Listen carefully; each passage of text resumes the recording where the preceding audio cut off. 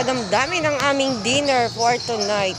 Tilapia with spot.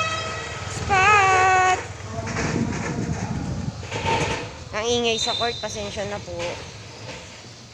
So, pupunta muna kami ng bayan ng aking alaga.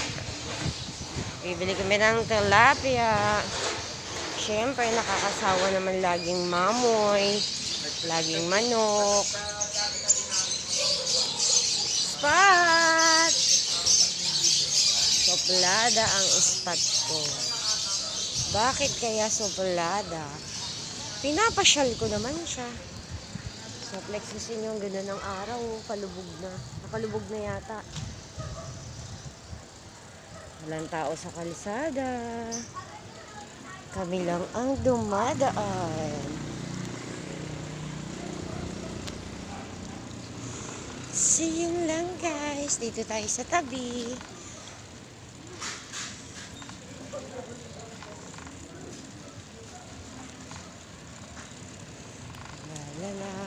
La la la.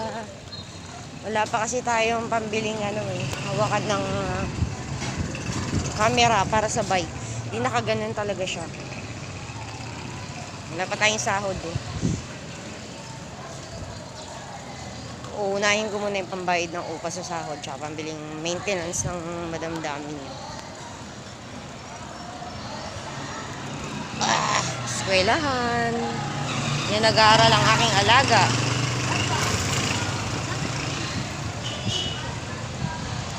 So, tahimik lang siya guys.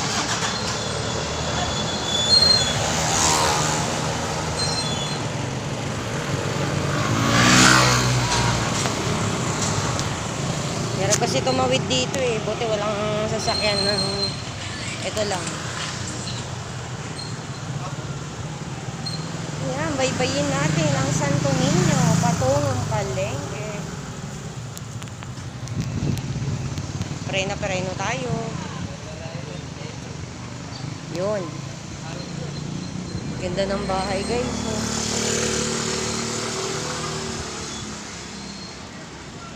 Balang araw makakabili nga ng bahay namin ispa. Ay! May gewang-gewa.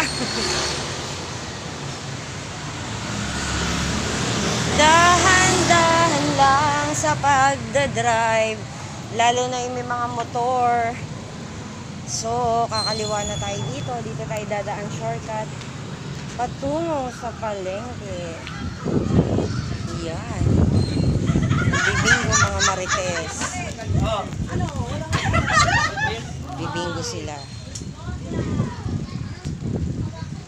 Libangan. Diba?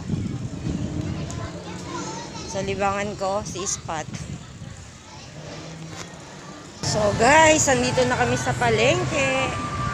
Pag gusto nyo bumili dyan sa hypermarket, medyo traffic.